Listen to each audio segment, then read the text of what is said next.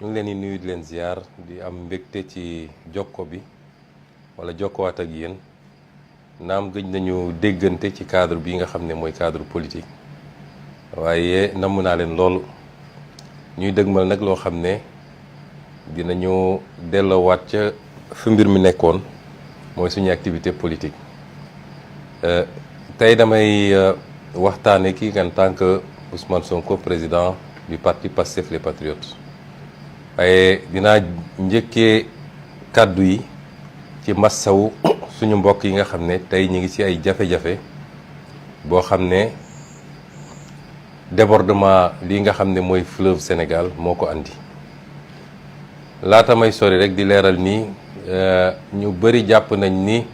barrage bi moo andi inondation yi waaye déedéet bu fa barrage bi newul woon amaana mbir mi dina gën a doy waar amaana sax bakkan dina ci rot barrage bi mooy atténuer effet bi barrage bi liy rôle am mooy day téye ndox mi bu ko téye nag bu mënatu ko téye ndax ndox mi bëri na am na doole pour barrage bi bañ a moom ci boppam daanu moo tax ñuy ubbi di bàyyi tuuti ndox waaye su fa nekkuloon gëm naa ni dëkk yu bëri tey dootuñu nekk ci carte bi. loolu weesoo may féliciter son excellence monsieur le président de la république ci taxawaayam bi mbir mi commencé ba léegi ndax digal na gouvernement bi ñu am ci taxawaay bu mat sëkk gis ngeen ni fan yi rek ministre de l'intérieur ak ministre de la famille et de la solidarité ña nga woon foofa lañ fa mën a yóbbu nañ ko fa ci ay ndimbal ak taxawu population yi lañ fa yóbbu ci ay garab ci ay sànke moustiquaire waaye lañ fa yóbbu it ci dund ak yeneen yu mel noonu di wax ni anticipation bi ñu def moo tax peut-être problème yu bëri amul ba tey kenn newul ci di fanaan ci mbedd mi ñëpp fexe nañu ba am fu ñu dugg ñu duggul seeni kër yi mbokk it dugal nañ leen ci école yi ak yu mel noonu ak li nga xam ne armée mi ngi ko fay yóbbu ci ay tentes ak ay bâche pour ñu mën leen jàppale. di dellu féliciter président de la république ndax loolu doyul moom ci boppam samedi bi àjjuma bi gannaaw suba ak samedi bi dana nekk ci zone yooyu dem nemmeekul boppam askan wi massawu leen waaye di ko féliciter bi mu joxee ndigal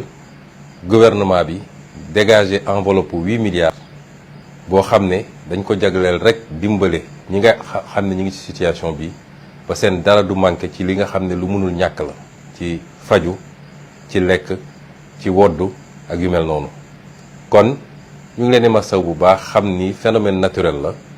boo xam ne léeg-léeg nga gis ko ci réew sax yi développé waaye li ci am solo rek mooy ñu bokk ñun ñëpp def solidarité amaana sax mu am ay sénégalais yoo xam ne duñu nguur duñu dara waaye dans un élan de solidarité ñoom it kenn ku ne loo am nga ne maa ngi koy jàppale ñi nga xam ne ñu ngi dund situation yi. mbokk yi lii taxuloon ma def waxtaan bi tey waaye mënu ma woon ba ñu ubbee nii ndax mooy actualité ñu defee ko noonu. li ñu tax sumb waxtaan bi en tant que président parti bi mooy ñëpp xam ngeen ñi ngi dëgmal lu am solo muy élection bii nag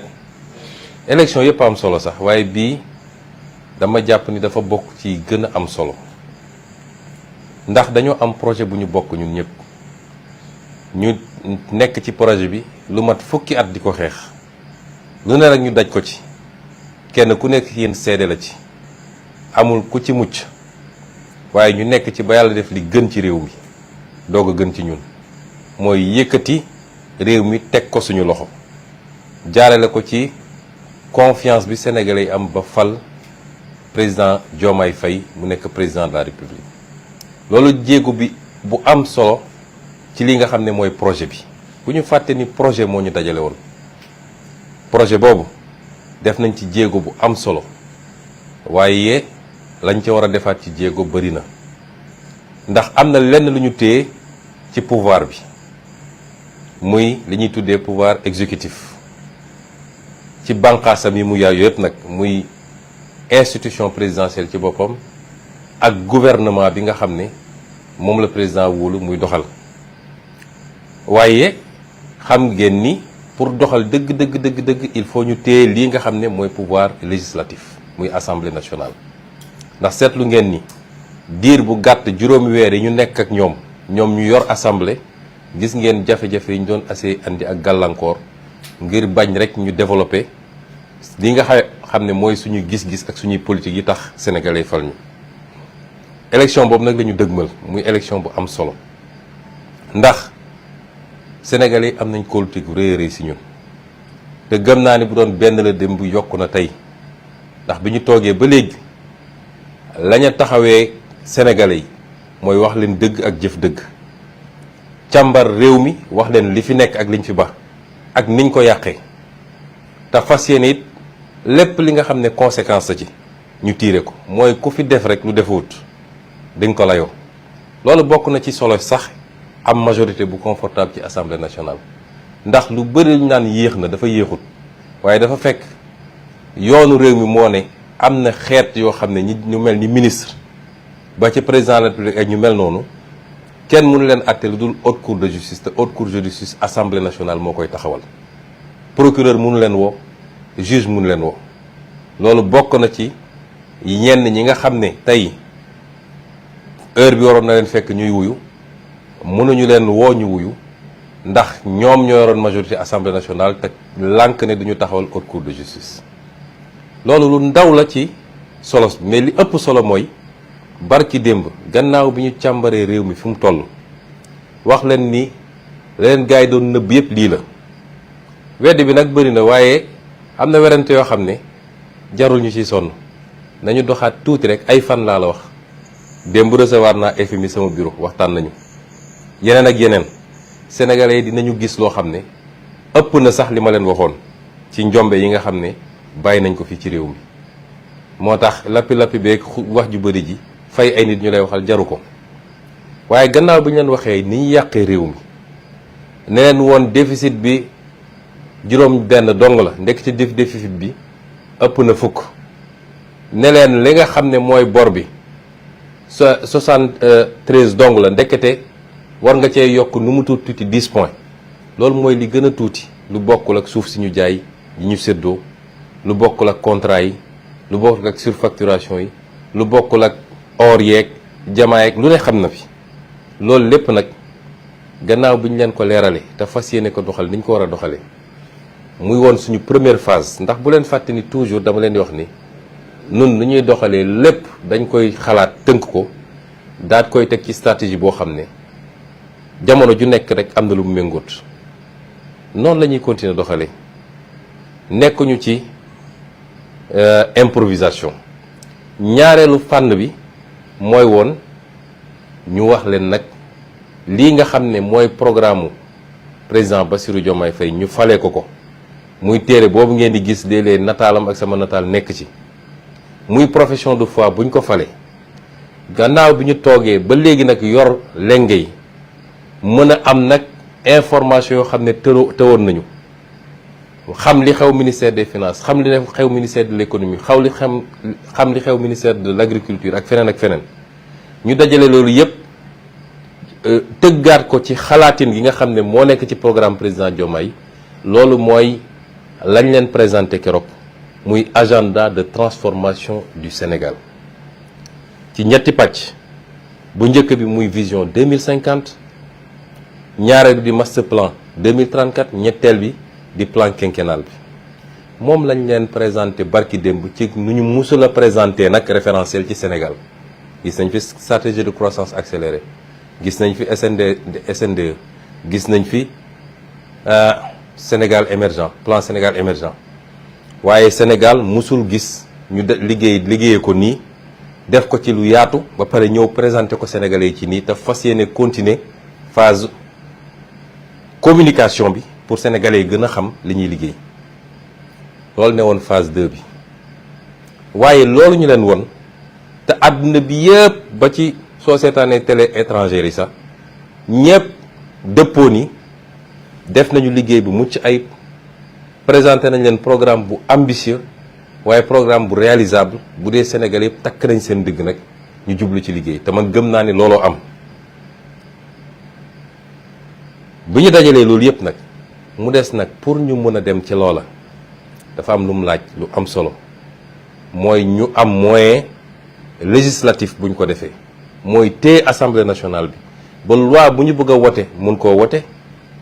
waaye téye assemblée nationale ba contrôle action gouvernementale ñu mun koo def te assemblée nationale ba reddition des comptes mooy leeral càmbar bi ak nit ñi ñëw layoo ñu mën koo def yooyu yépp pour mu daje faaw rek li ñuy dëgmal muy élection 17 novembre yi sénégalais jox ñu majorité écrasante awma ci sikki sàkk nag may dellu di féliciter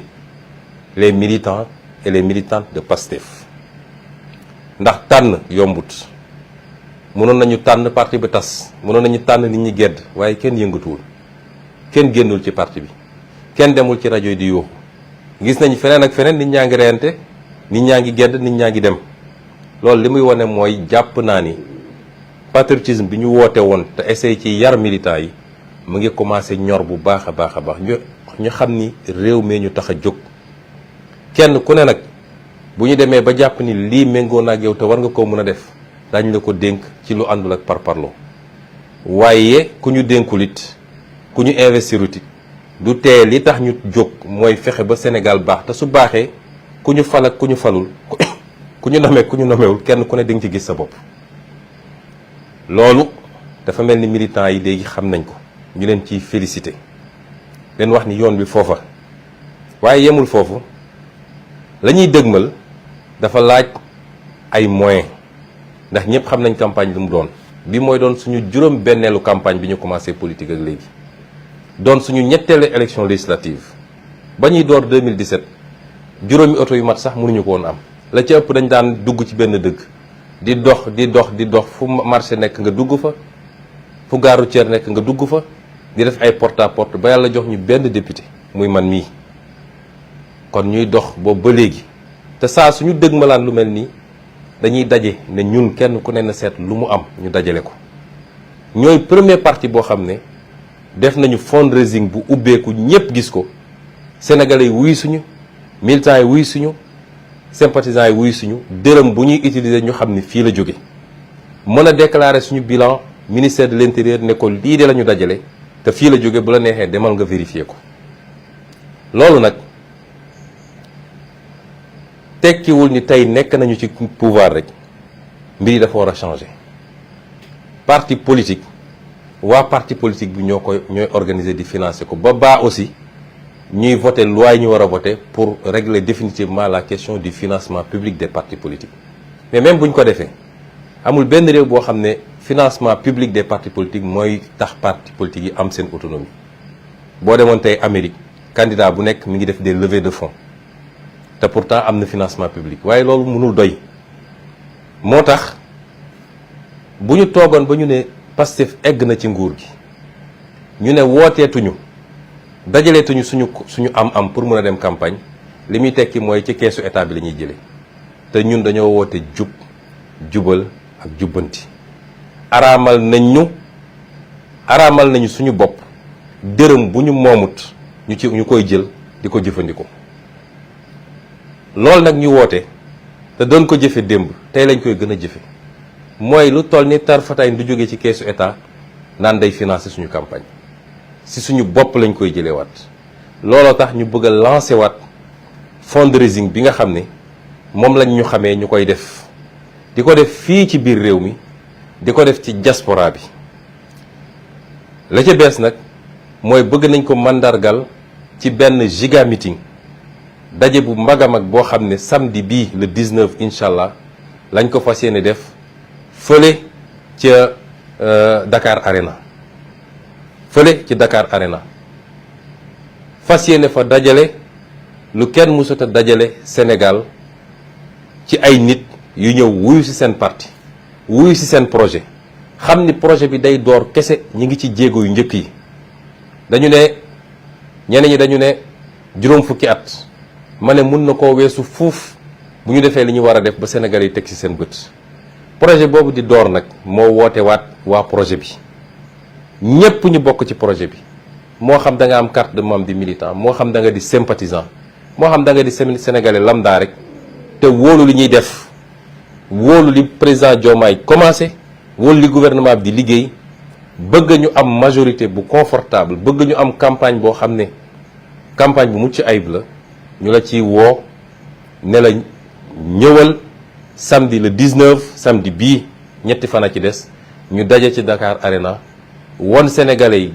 gannaaw aspect financier bi dajale koom-koom ñu won Sénégalais yi nag ni kenn du Pastef ci Sénégal politique dong kenn du ci Pastef ci capacité mobilisation ci capacité dajale Sénégalais yi ci li nga xam ne mooy njëriñu Sénégal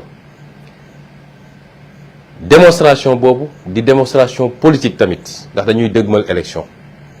te ñun xam nañ ni xajuñu ci gaaya ñoom xam nañ ko xanaa kay ku am sa micro nekk ci tere yi waaye bu ñu demee ci terrain bi kenn ku ne xam na moroomam ñu bëgg nag ñëpp daje ñu wonewaat suñu doole wone ko ci masse bi ñuy dajale waaye wone ko ci koom-koom gi ñuy dajale ci naka mooy ñi nga xam ne ñoo yor finance yi ñoom Chérif Diouf ak ñoom Jamil Sané ak seen équipe yi dañu taxawal barème def ay carton